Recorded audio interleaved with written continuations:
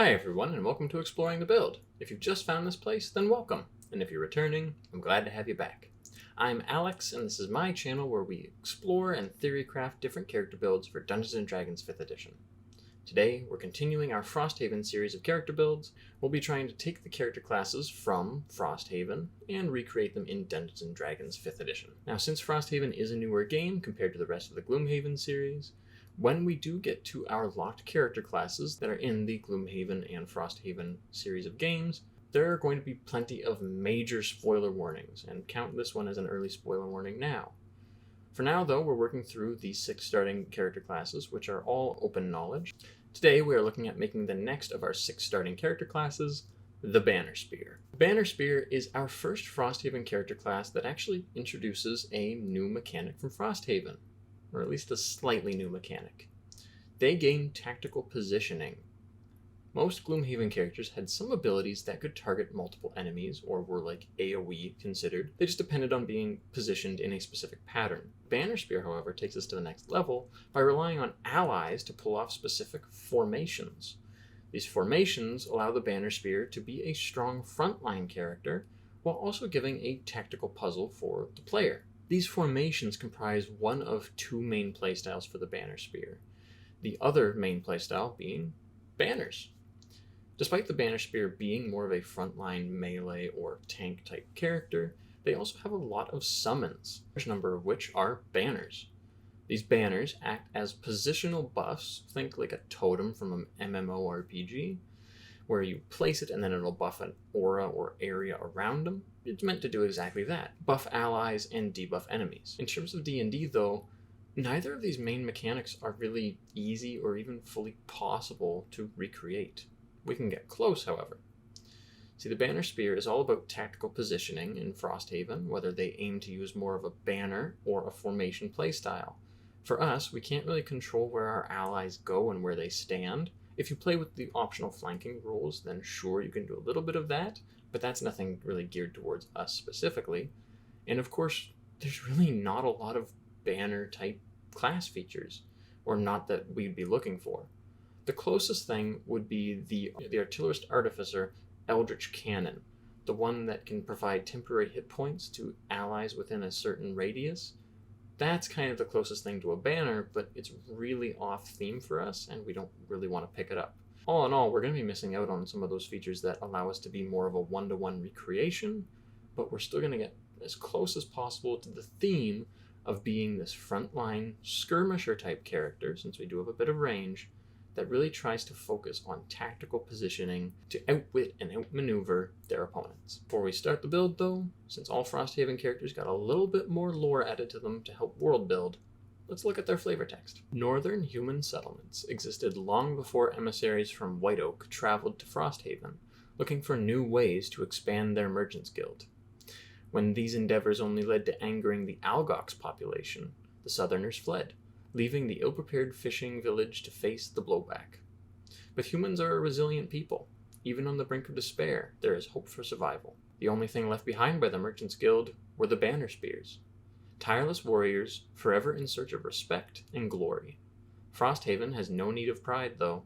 Cut off from the rest of the world and faced with the harsh realities of the North, Banner Spears are forced to reevaluate what truly matters. They were abandoned like everything else, and they must forge new, stronger bonds to stay alive. Starting into character creation with our lineage, we are a human, like our flavor text said.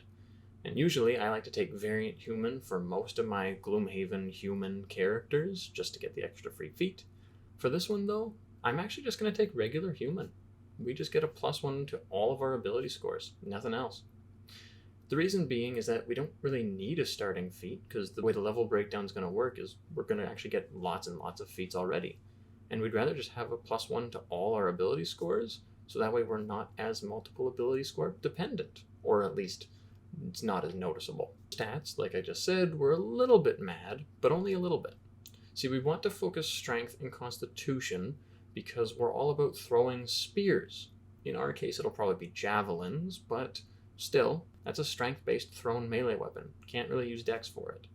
We are going to want to have a little bit of dexterity and wisdom, though, in order to multi-class. Now, with all that said, we're going to try and get the following stats after point buy. 16 strength, 14 dexterity, 15 constitution, 9 intelligence, 14 wisdom, and 10 charisma.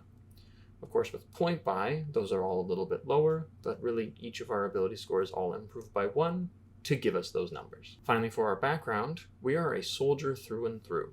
Now, basic soldier will work, but if you can, see if your DM will allow you to take the Knight of Solamnia background. It is technically Dragonlance specific, but honestly, I think it could reflavor pretty easily to be a banner spear, since banner spears were an order of warriors, just like the Knights of Solamnia were. This should hopefully work pretty well, and if your DM allows it, we definitely want to use it, because we're wanting to pick up the Squire of Solamnia feat, since that's a prerequisite for the actual feats that we're going to want to pick up later on. It's just nicer to get it early on as a background rather than having to spend an ability score improvement / feat later, but if we have to, we can. It's not the end of the world. Either way, whichever background works for you, or if there's another one you'd rather pick, feel free to take whatever that is. Starting into the actual level breakdown of the build now, we're going to start off with Fighter, because the Banner Spear is nothing if not a fighter. At Fighter 1, we gain Second Wind, which is really good self-heal, and we also are going to gain a fighting style, which there are a lot of options, but I'm going to say we're taking thrown weapon fighting, because the Banner Spear is meant to be a skirmisher. They're meant to throw spears. Again, we'll probably use javelins, but having the ability to just throw the weapon without having to pull it out first and then throw it, and all that sort of action economy that gets bogged down if your DM is a little stingy, that can just be ignored. Plus we gain an extra 2 points of damage if we hit with a thrown weapon, and that's not too shabby. At level 2, we are a Fighter 2, and we're going to get Action Surge. Now we just have better action economy for at least 1 turn per short rest. Always nice to have. At level 3, we are going to go up to Fighter 3, and here we get to pick up our Fighter subclass. We are, of course, taking Battle Master, because we want to be as tactical of a fighter as possible. Battle Master gives us access to Battle Master Maneuver, plus the dice to be able to use them with, plus a few other features, but the main thing we're going to focus on are those maneuvers. And there are some specific ones that we want. Technically, you could pick whichever is your favorite. But for us, we want Bait and Switch, Quick Toss, and Sweeping Attack for now. Quick Toss is of course really good with thrown weapons, as it's just an extra attack on our bonus action that also deals a little bit of extra damage if we hit. So that's a definite yes for us, since we already want to be a skirmisher. Bait and Switch is really good for tactical positioning, because it allows us to just swap places with an ally that's right next to us, and buff both ourselves and our allies' AC, and that's really awesome. Sweeping Attack is kind of just a mini cleave. The Banner Spear does have some cleave attacks. Admittedly, they are part of those formations, and while we don't have to worry about an ally really for that, having Sweeping Attack to deal damage to multiple enemies is pretty nice. At level 4, we are Fighter 4, and here we gain our first ability score improvement / feat. I'm going to assume that we were able to take the Knight of Solamnia background to get the Squire of Solamnia free feat, but I'm really just kind of ignoring that free feat, except as a prerequisite for what we're taking this level. If you didn't do all that, then either pick up Squire of Solamnia now, or if you're really not able to use it at all or just don't want to, then feel free to choose whatever you'd like here. For us though, we're going to pick the Knight of the Rose feature. The Knight of the Rose feat allows us to improve one of our ability scores by 1 from Constitution, Wisdom, or Charisma, and it also gives us a rally. And now the neat thing is that that rally, which is a bonus action and allows us to apply temporary hit points to an ally within 30 feet of us, is going to be based off of whatever ability score we improve with this. It's actually better than the Battle Master's Rally, which is always based off Charisma and just gives you a D8. This one gives us a D8, plus our proficiency bonus, plus we're going to improve Constitution, meaning that we don't have to rely on Charisma really at all in order to give our allies temporary hit points. We could also give ourselves temporary hit points if we really wanted to, but as the Banner Spear being this sort of tactical warrior and a little bit of a leader type character, we'll probably use it on our allies, if we aren't already doing something else with our bonus action. At level 5, we are Fighter 5, and here we just gain extra attack. We can now dish out a fair bit more damage and throw some more spears or javelins. It's really nice, and when paired with both Action Surge and Quick Toss, can really make us a lethal character. At level 6, it's time to multiclass, and here we're going to jump over to Ranger. Ranger isn't going to give us anything that we really want right now. However, it is going to give us some minor bonuses. I'm just going to say we're going to take the optional Tasha's Cauldron of Everything features for both of our bonuses, and we don't really need favored terrain or favored enemy. And really, it's just nicer to have the bonuses to our skills from Deft Explorer and a little bit of bonus damage from Favored Foe. Level 7, we are Ranger 2. Here we get another fighting style, plus our spell casting. The spell casting isn't too important, though some healing would be nice to be able to provide a little bit of support, since the Banner Spear does have a little bit of support in their own kit. For us, though, our main choice is our fighting style. Now, one thing that I did sort of make an error on is taking thrown weapon fighting at level 1. Technically, we did want it as early as possible. However, the fighting style that we want to pick up here isn't really actually available officially to the Ranger. See, we want to pick up Superior Technique, so that way we can have an extra Battlemaster maneuver, plus an extra Battlemaster die. If your DM's nice about it, hopefully they'll let you take Superior Technique here, even though the Ranger doesn't officially get access to it.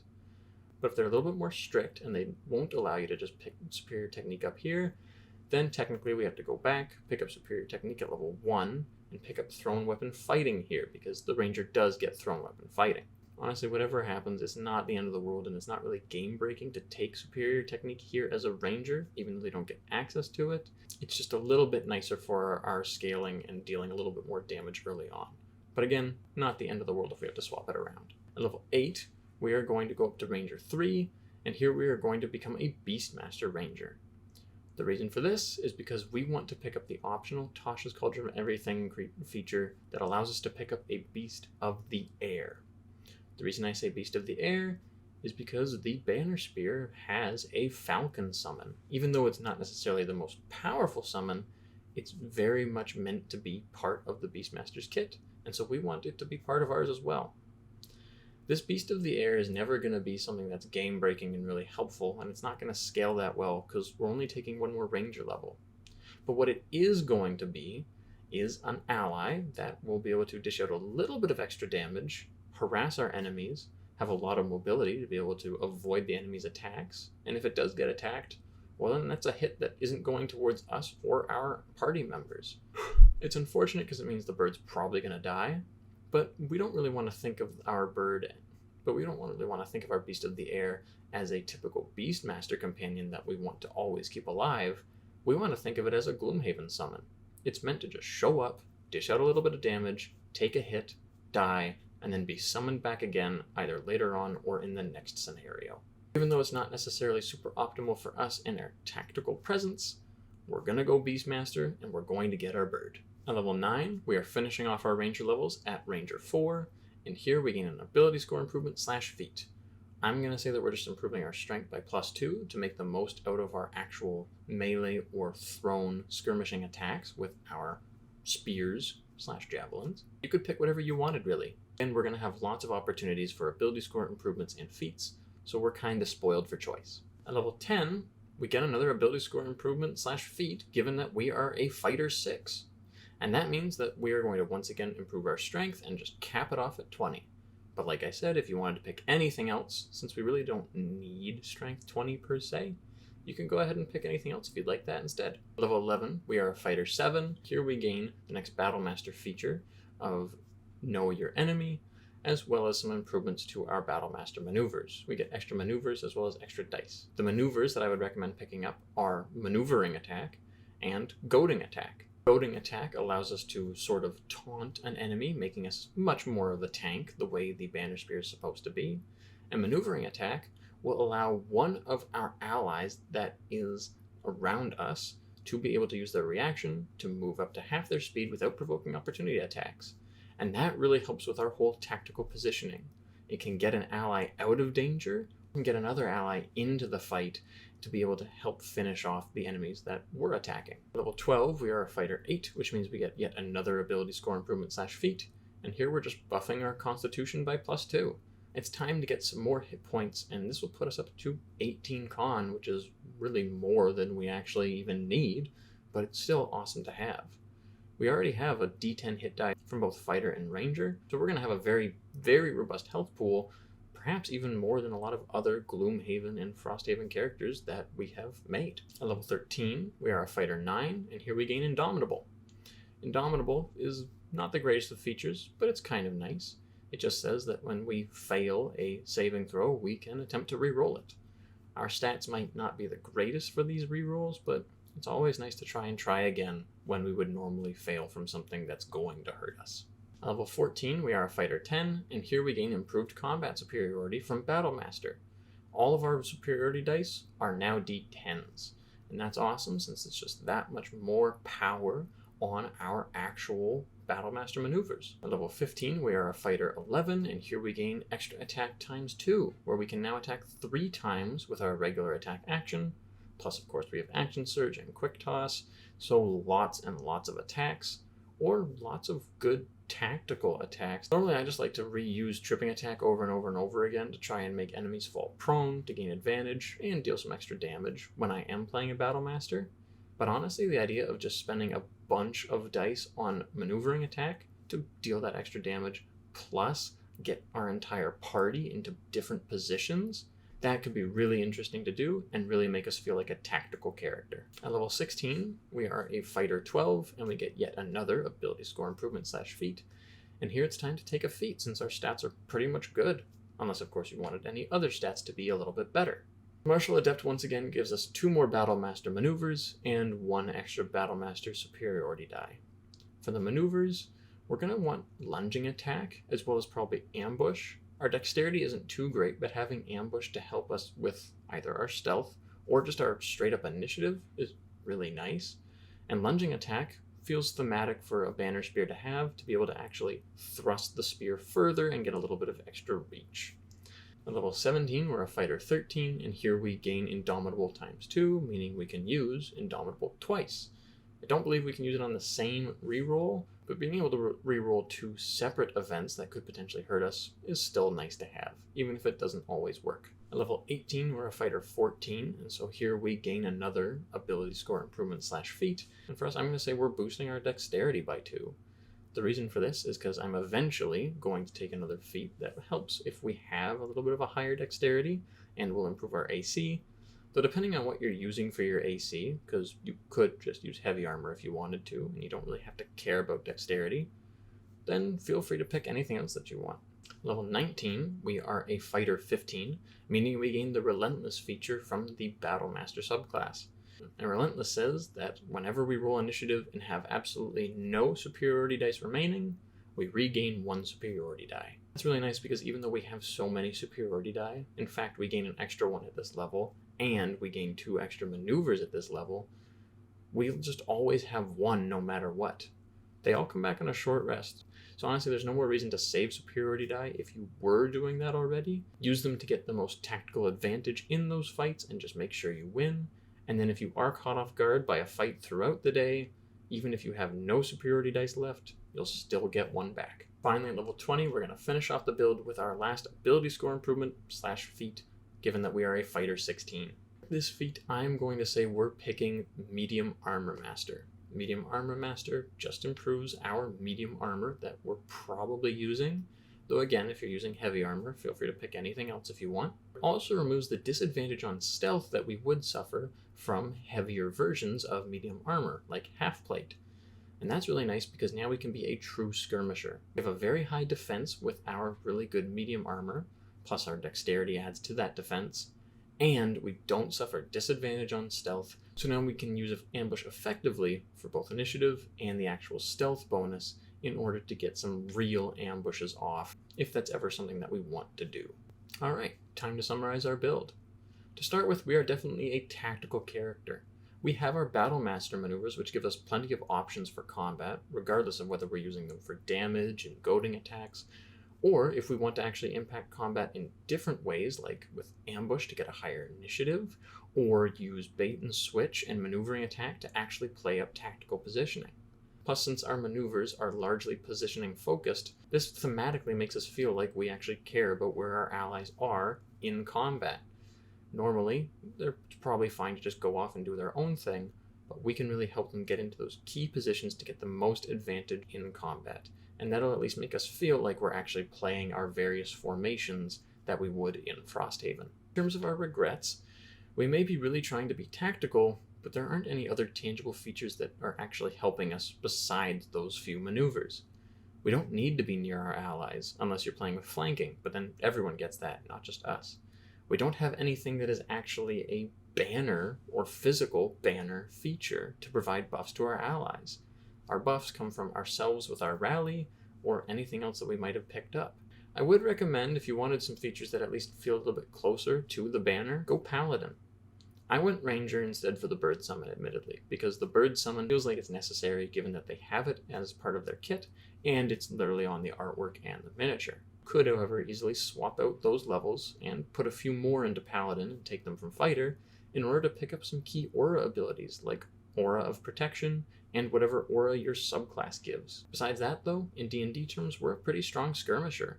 We can mix it up both at range and in melee, and we have the dexterity to support things like ambushes and stuff, which are things that skirmishers are supposed to be able to do pretty well. We're very durable, and we have a fair amount of versatility for combat through our maneuvers, and so we can adapt to most situations, but maybe not every single one. And we can also pull ourselves and our allies out of the fight if necessary. We could just spend our action surge throwing a bunch of javelins or spears, and whether we hit or miss an enemy, we can just spend a whole bunch of maneuvering attacks to just have our entire party be able to retreat.